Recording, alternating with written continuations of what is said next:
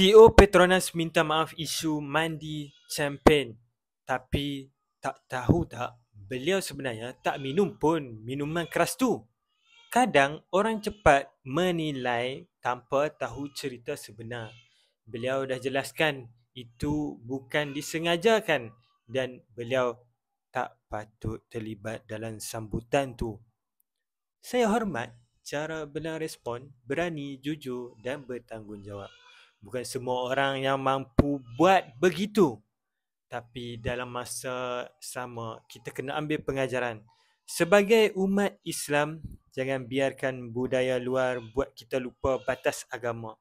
Kita tak boleh ikut cara orang kafar.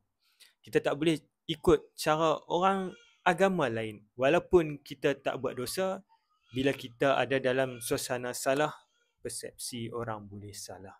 Jadi kita kena hati-hati sebab dunia ini hanyalah pinjaman sementara dan mainan, hiburan sahaja menyebabkan kita leka.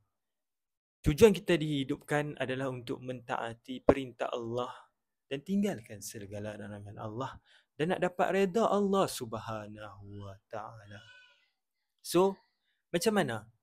Jadi nasihat saya, jaga imej, jaga maruah, jaga agama, jaga batas agama dan serta fikir dahulu apa kesannya tindakan kita kalau kita buat begitu. Dan kita kena taat perintah Allah. Setiap tindakan kita itu tak boleh mendahului hawa nafsu kita.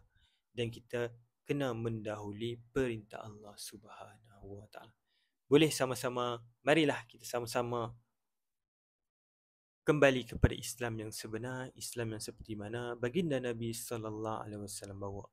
Jadi kalau anda setuju, tekanlah butang follow dan like, share video ini supaya lebih ramai lagi tahu tentang isu ini. Jadi apa-apa pun, jangan lupa korang komenlah apa pendapat korang di bawah. Assalamualaikum warahmatullahi wabarakatuh.